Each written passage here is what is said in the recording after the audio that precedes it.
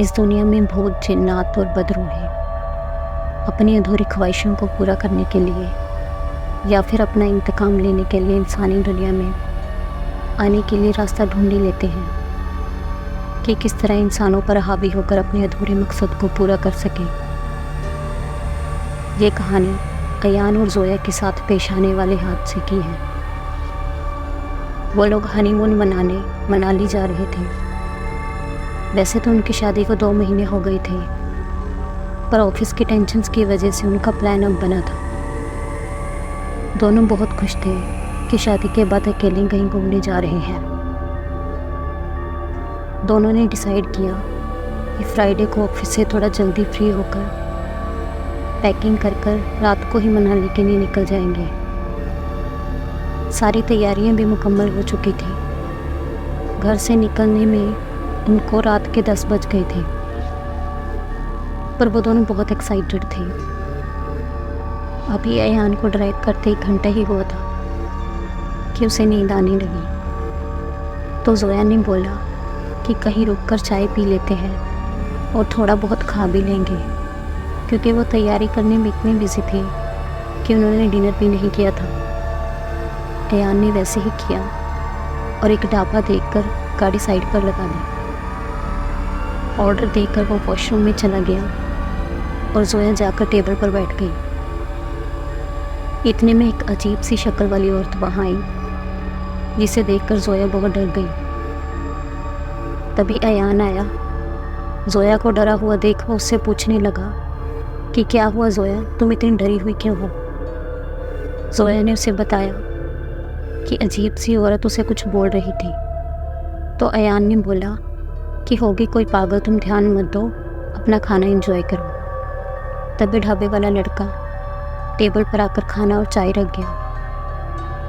लेकिन जब वो खाना खाकर उठने लगी तो वही लड़का आया और उनसे पूछने लगा, साहब आप आगे कहीं जा रहे हो क्या। तो अयान ने बोला, हाँ हम मनाली जा रहे हैं। तो वो लड़का बोला, ज़रा ध्यान से जाना साहब, क्योंकि वीरान रास्ता है। दोनों तरफ जंगल होने की वजह से लोगों को रात को लूट लेते हैं। तो अयान ने बोला, मैं ध्यान रखूँगा, और उसे थैंक यू बोलकर वो वहाँ से निकल पड़े। अभी वो 4-5 किलोमीटर दूर ही पहुँचे थे कि जोया ने देखा वो ढाबे वाली औरत फिर उसे रियर व्यू मिरर से दिखी। जोया ने अयान को बोला तो उसने कहा, तुम्हारा वहम होगा, सीट पीछे करके थोड़ी देर के लिए आराम कर लो। जोया ने वैसे ही किया और थोड़ी देर के लिए सो गई। अभी उसे सोते हुए आधा घंटा ही हुआ था। एकदम से ब्रेक लगने की वजह से उसकी आंख खुल गई। तो उसने अयान से पूछा कि क्या हुआ। तो अयान ने बोला कि एक लेडी सफ़ेद कपड़ों में एकदम से गाड़ी के आगे आ गई। लेकिन जब उसने उतर कर देखा तो कोई नहीं था। इन दोनों ने वहाँ से निकलना ही सही समझा। इस बार जोया ने बोला कि तुम आराम करो, मैं ड्राइव करती हूँ, क्योंकि अयान को भी आराम की ज़रूरत थी। जोया को ड्राइव करते हुए अब लगभग 2 घंटे हो चुके थे और अयान भी सोकर उठ गया था। सब सही चल रहा था। तकरीबन रात के 2:30 बज चुके थे। 1 घंटे का रास्ता और फिर वो अपनी डेस्टिनेशन पे पहुंचने ही वाले थे। अभी फिर अयान ड्राइविंग सीट पर आ गया था। वो दोनों एक दूसरे से बातें कर रहे थे। तभी अयान का ध्यान गाड़ी से हटा और गाड़ी किसी चीज़ से टकराई। वो दोनों अचानक चौंक गई। अयान गाड़ी रोक कर देखता है तो वहाँ एक काली बिल्ली जो गाड़ी के नीचे आकर मर गई थी। अयान और जोया उस बिल्ली की लाश को उठाकर वहीं पास ही जंगल में दफना देते हैं। वो लोग बिल्ली को दफनाकर थोड़ी ही दूर गए थे। एकदम से चलते चलते उनकी गाड़ी रुक जाती है। अयान चेक करता है पर उसे कुछ नहीं समझ आ रहा और ना गाड़ी स्टार्ट होने का नाम नहीं रही। अयान ने बहुत ट्राई किया पर कोई फ़ायदा नहीं हुआ। उनको इस वक्त रात को गाड़ी में रुकना सेफ नहीं लगा। हर तरफ सिर्फ जंगल और सन्नाटा था। कुछ आगे उनको एक लाइट दिखाई दी। उन्होंने सोचा कि कोई होटल या घर होगा, शायद वहाँ से कोई हेल्प मिल जाए। यही सोचकर वो गाड़ी लॉक कर पैदल चलने लगती है। थोड़ी आगे जाकर अयान को एक पुराना खस्ता हाल गेस्ट हाउस नज़र आता है, जो कि इनके लिए इस वक्त किसी नेयामत से कम नहीं था। उन्होंने सोचा कि आज रात यहाँ रुक जाते हैं, कल सुबह होते ही गाड़ी ठीक करवा कर वो आगे मनाली के लिए निकल जाएंगे। मनाली अब वहाँ से ज़्यादा दूर नहीं था। वो कॉटेज के अंदर जाकर देखते हैं तो एक बूढ़ी औरत जिसने फेस अपना घूंघट से छिपाया हुआ था, रिसेप्शन पर बैठी थी। अयान उसे रात रुकने के लिए कमरा लेता है और चाबियां लेकर ऊपर वाले रूम में चला जाता है। रूम कुछ खास साफ नहीं था, पर इस वक्त उनको वो भी अच्छा लग रहा था। थकावट होने की वजह से वो दोनों सो गए। सुबह 8 बजे उनके रूम की बेल बजती है तो जोया ने दरवाज़ा खोलकर देखा तो वही रिसेप्शन वाली औरत हाथ में ट्रे लिए हुए बाहर खड़ी थी, जिसमें 2 कप चाय और कुछ बिस्किट्स थे। तो जोया ने उनसे ट्रे लेकर अंदर रख ली और उनको थैंक यू बोलकर दरवाज़ा बंद करने लगी। पर वो औरत जोया से बात करने की कोशिश करने लगती है। जोया जैसे जैसे उससे बात कर रही थी, वो उस बूढ़ी औरत के काबू में होते जा रही थी। पर तभी अयान के कानों में उसकी आवाज़ पड़ती है तो वो पूछता है कि जोया तुम किससे बात कर रही हो। तभी जोया एकदम से होश में आती है। जब उसे होश आता है तो वो देखती है कि उसके हाथ उसके गले के ताबीज़ पर थे, जो उसकी अम्मी ने उसे दिया था, जिससे वो नज़र और बुरी शक्तियों से बच सके। वो ताबीज़ अयान और जोया दोनों ने पहना हुआ था। अगर अयान जोया को ना बुलाता, वो उस ताबीज़ को खोल देती।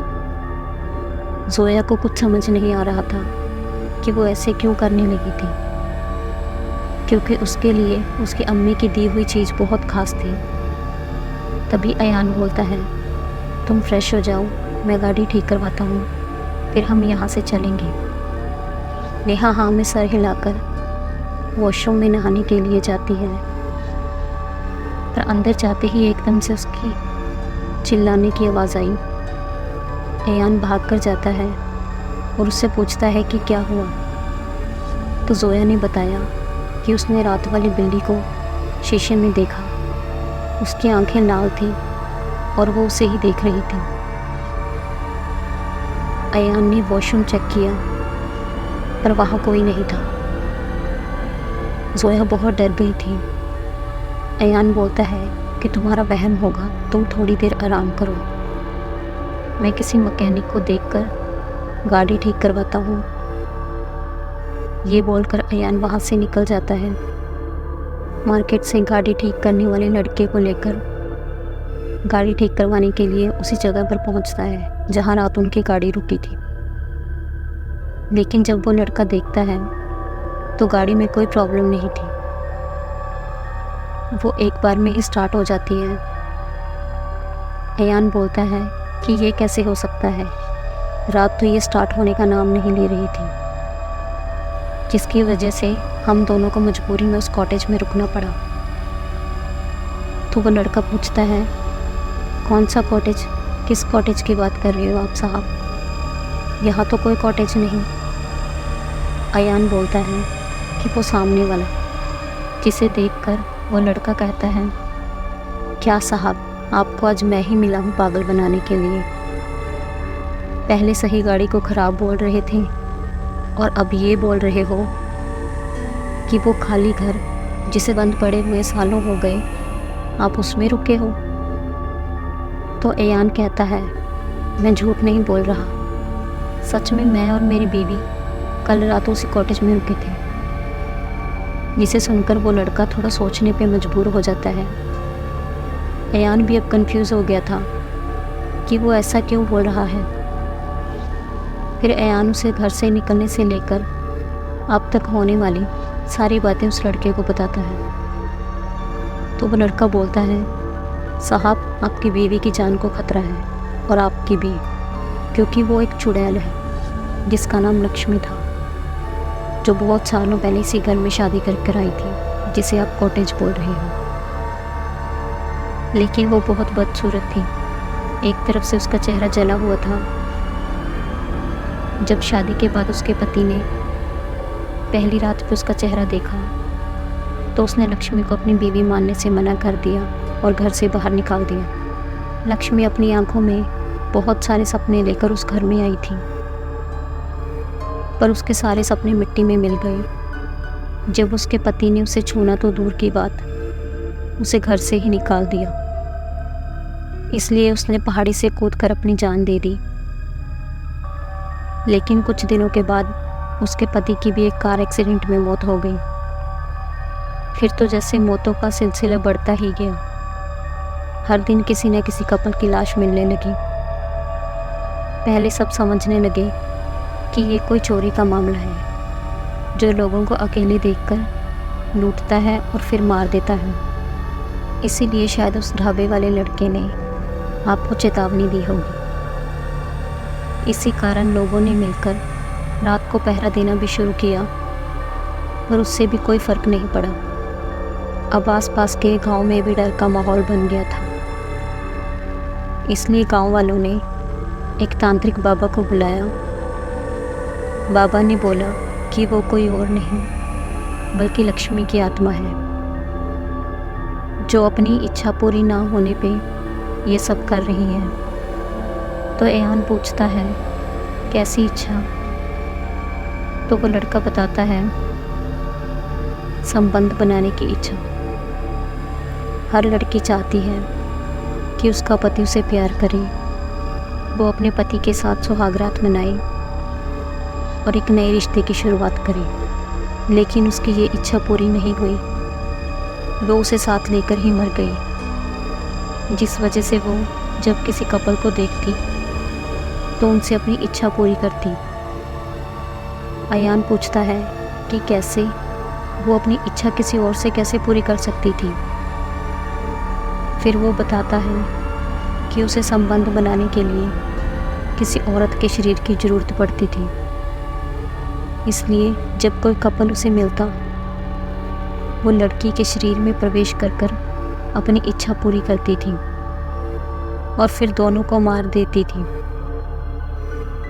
वो बताता है कि लक्ष्मी इतनी शक्तिशाली हो चुकी थी कि उसने तांत्रिक बाबा को भी नहीं छोड़ा, उसने उनको भी मार दिया। लेकिन मरने से पहले बाबा ने बोला था कि उससे बचने के लिए जिस भगवान को वो मानते हैं उनकी फ़ोटो गले में डाल कर रखें, अकेले शाम होने के बाद कहीं बाहर ना जाएं, और सभी शादीशुदा लोग अपने अपने घरों के बाहर नीम लटका लें, क्योंकि वो सिर्फ रात में ही आती है और शादीशुदा लोगों को अकेला पाकर अपना शिकार बनाती थी। ये सब सुनकर अब अयान को सारी बात समझ में आने लगी कि जब वो ढाबे पे रुका था, शायद वो जोया के शरीर में प्रवेश करना चाहती होगी, पर हमने ताबीज़ पहना हुआ था, जिस वजह से वो ये सब कर ना सकी। उसके बाद उस सफ़ेद कपड़ों वाली का गाड़ी के सामने से गुजरना, बिल्ली के रूप में उसका हमारे आगे आना, गाड़ी ना स्टार्ट होना, और फिर कॉटेज दिमाग में आते ही अयान जल्दी से वहाँ से भागा। उसे जोया की चिंता थी। अयान बस यही सोच रहा था कि वो जोया को लेकर जल्दी से यहाँ से निकले। अयान जब वहाँ पहुँचता है तो रिसेप्शन पे कोई नहीं था। वो भागते हुए ऊपर वाले कमरे में जाता है तो देखता है जोया बिस्तर पर पड़ी थी और लक्ष्मी जोया के सर वाली साइड बैठकर कुछ बोल रही थी, पर जोया का ताबीज़ उसके गले में ही था, मतलब कि जोया ठीक थी। उसने कुछ नहीं किया था और वैसे भी अभी उसकी इच्छा पूरी नहीं हुई थी। उसे जोया के शरीर की ज़रूरत थी। अयान को कमरे में अंदर आता देखकर वो खड़ी हो गई। तो ये सब देखकर अयान ने भी अपने आप को नॉर्मल करने की कोशिश की वो उसे शक नहीं होने देना चाहता था कि उसे उसके बारे में सब पता लग गया है। इसलिए अयान ने ज़ोया को उठाया और बोला, उठो ज़ोया, अब कैसी है तुम्हारी तबीयत? तो तभी लक्ष्मी बोलती है, मैं इनका ध्यान रखने के लिए ही इनके पास बैठी थी ताकि इनको कुछ चाहिए ना हो। फिर वो बोली, साहब आप फ्रेश हो जाओ, मैं आपके लिए खाना लगाती हूँ। आप आज यहीं रुकना क्योंकि अभी मैडम जी की तबीयत भी सही नहीं है। तो अयान ने हाँ में सिर हिलाया और उसका कमरे से निकलने का इंतज़ार करने लगा। अब ज़ोया भी उठ गई थी। अयान मौका पाकर ज़ोया को बोलता है, हमें जल्दी से यहाँ से निकलना होगा, ये जगह बिल्कुल सेफ नहीं है। मैं अभी तुम्हें कुछ नहीं बता सकता, बस डरना मत और ना उस औरत के सामने रिएक्ट करना। लेकिन जैसे ही कमरे से निकलने के लिए वो दरवाज़ा खोलते हैं तो वो सामने ही खड़ी थी और ज़ोर ज़ोर से हंसकर बोलने लगी, तुम्हें क्या लगा था मुझे कुछ नहीं पता लगेगा? उसे अपने सामने देखकर वो दोनों डर गए। पर तभी वो लड़का आया जिसने अयान को लक्ष्मी का सच बताया था। वो भागता हुआ आया और लक्ष्मी पे पीछे से कुछ पानी जैसा डालने लगा, जिससे वो जलने लगी और कुछ ही देर में वो वहीं गिरकर मिट्टी के ढेर में बदल गई। उन दोनों ने इस लड़के को थैंक यू बोला और जल्दी से वहाँ से निकल गए अपना हनीमून मनाने।